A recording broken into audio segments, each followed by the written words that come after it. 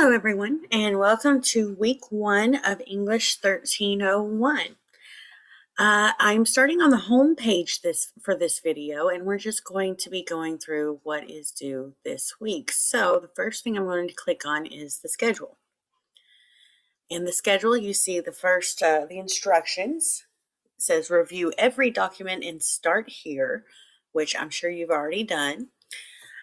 Review the week 1 lecture, which you're doing now. Complete quiz 1. So the first quiz, the way to do that is to go to quizzes over here on the left menu, click on it, and it says quiz 1 covers chapter 1 in successful college writing and subject verb agreement. So the idea is that you should have your textbook before you complete the quiz. To prepare for each quiz, it says at the bottom, you should review your notes from class and the chapter listed. Each quiz is timed at 20 minutes and has 10 questions. Once you begin the quiz, you will not be able to stop. Do not hit the back button and do not hit submit until you're completely finished. So quiz 1 is already available to you. You can take it when you are ready. Also due this week, it says complete the grammar pretest.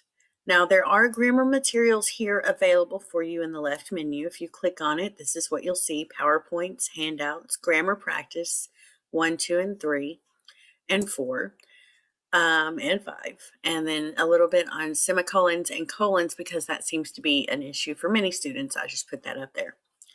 Now, to take the grammar exam, the pretest, if you will go to exams, you can open up the pretest and take it whenever you are ready. It is timed. It is at 1 hour. You'll see one question at a time. You will not be able to go back to previous questions. Do not hit submit until you're done with the test. Now, this is a grammar pretest. It is designed to test your knowledge of grammar as it is now. I don't actually want you to study any materials before you take the pretest because it is meant just to be your knowledge of grammar as it is right now. It is graded. It counts for 2% of your overall grade in the class, a grand whopping total of 2%. So if you consider that, it's about 2 points. So it's graded so that you take it seriously, but it is very low so that you don't feel so pressured that you have to do well and start trying to study.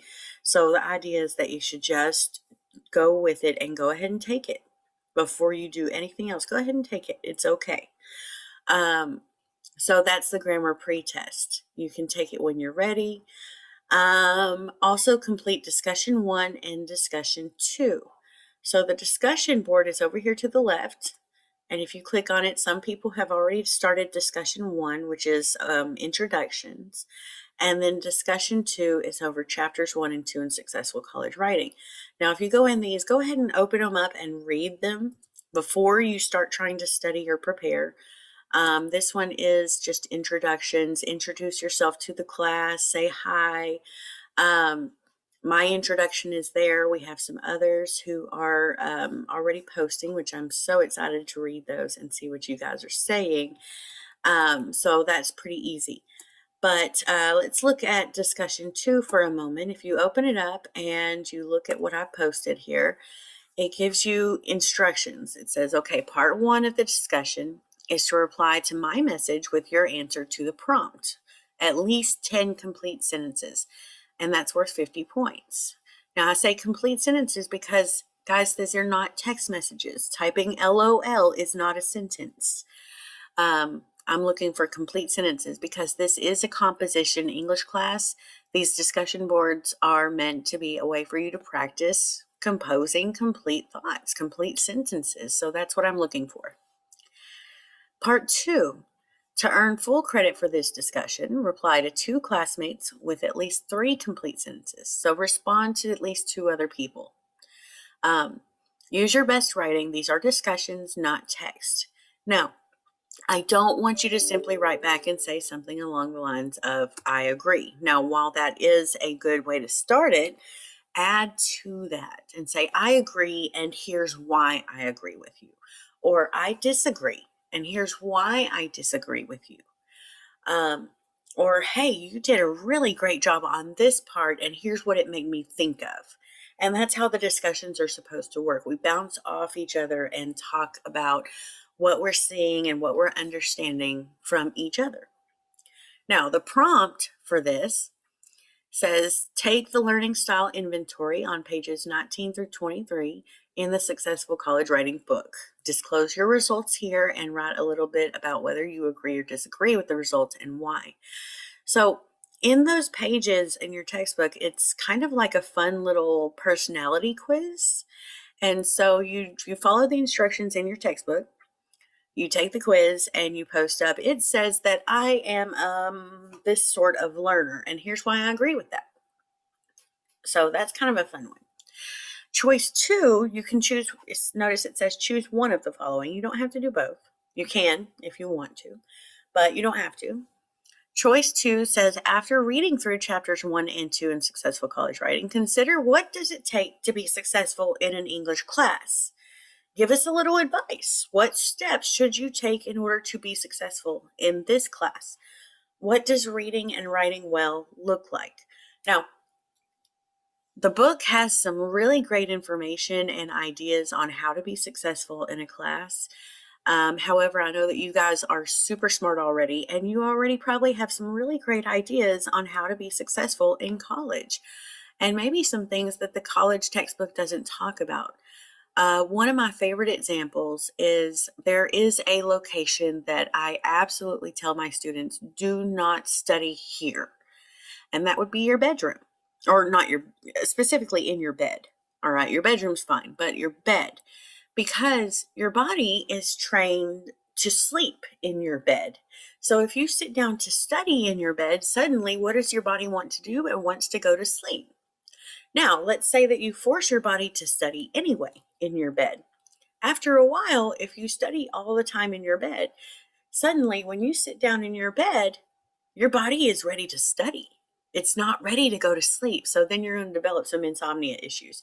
So I encourage my students, don't study in your bed, because our bodies have memories, right? Kind of like when you get into the car and you put the keys in, and then suddenly, like 5 minutes later, you look around and you're where you were going, and you don't remember the drive completely because you kind of got lost in your head. And that's because your body was doing it. It was kind of automatic. It's kind of scary to think about. I hope you don't do that very often, but it happens, right? We get into our car and we go places, and your body does those things automatically because you've been driving for a long time. Okay, so anyway, in the discussion board, I do want you to talk about the things the textbook talks about, but you can also add in your own ideas. What does it take to be successful? Okay, so that's a little bit on what you guys need to be doing this week. Also in the schedule, I want to note that it says, so that I can get an accurate count of who will and will not be participating in class, please complete at least one assignment, either the quiz, the grammar pretest, or one of the discussion boards before Friday. You have until Sunday to complete any of the remaining assignments. Failure to complete an assignment before Friday could result in your being withdrawn from the course. This is because by Friday, I have to tell the college who is and is not in my class. And if you haven't done something in the class, I can't count you as present. So please make sure you do at least one thing before Friday. The rest you can put off until Sunday if you want, but just one thing before Friday so that I have that.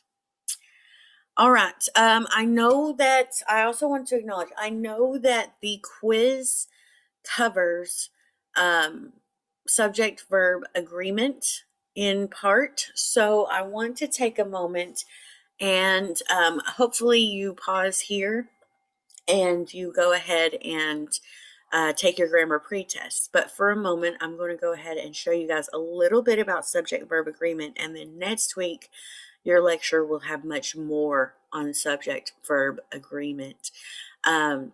Because that's when, if you notice, next week, we're supposed to be talking about it quite a lot. But I want to just show you very quickly where you can find a little bit of information to prepare you for the quiz, not for the grammar exam, for the quiz. So go into grammar, and it has handouts. And if you look at the handouts, there is one over subject-verb agreement. And when you open that, it should be a download. It should open automatically. There it goes. See, it's a PDF. So it's loading slowly because it's raining outside and my internet is slow today. But it is loading.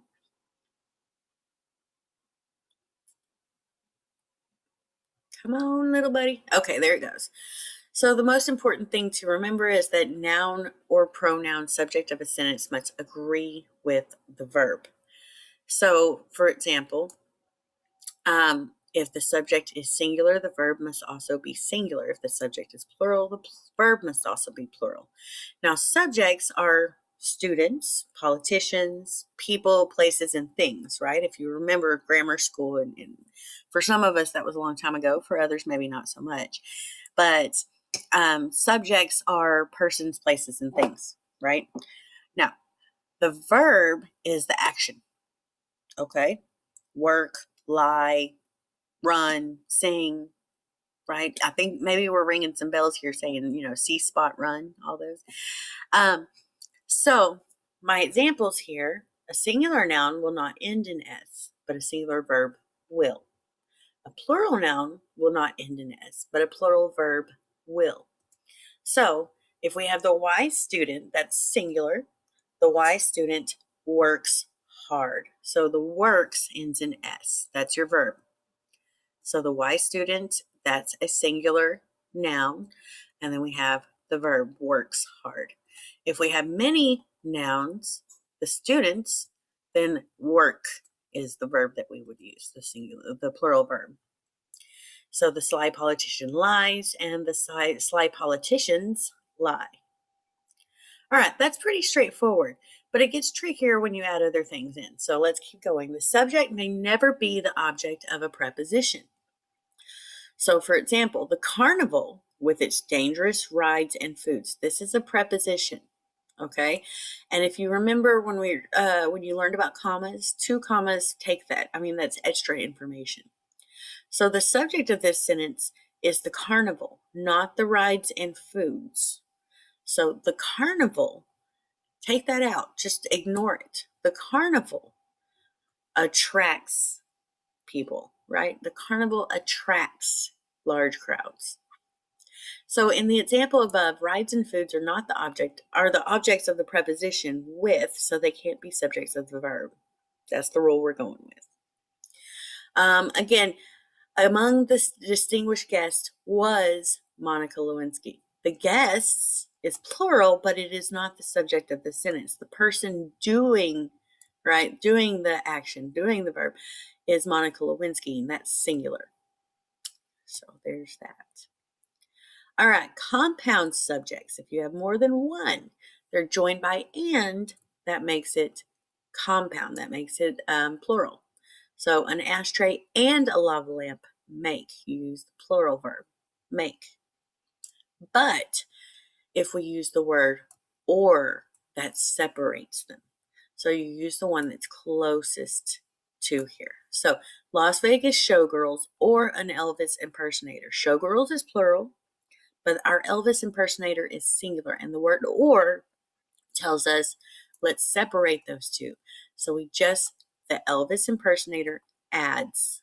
So we want the singular verb to go with our singular subject. The impersonator adds. All right, almost there. Remember that a certain indefinite pronouns are singular, even though they may seem plural. Watch for singular pronouns like everyone, everybody, no one, nobody, each, either, and neither. These words are singular because we're treating everyone. If I say everyone, we treat it as singular, even though we know everyone is a lot of people. We know that's plural, that's a lot of people, but we're treating it as one group, one body, one entity. So if I say everyone takes ballet lessons, right? Same thing with here. Each of the wrestlers, each is that one of those key words, it separates it down to a singular subject. So each of them takes ballet lessons. Each of them takes ballet lessons. Makes it singular. Either of the essay assignments. So again, that breaks it to singular.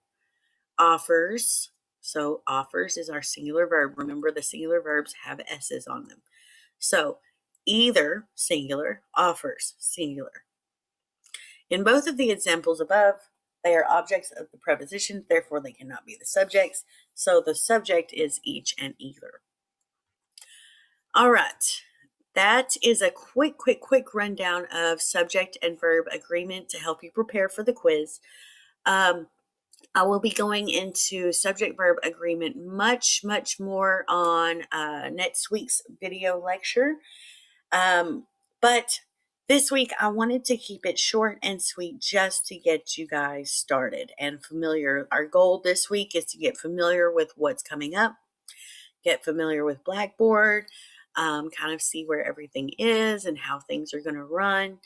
And as always, if you have questions or concerns of any kind, please reach out. Use your mind to text me.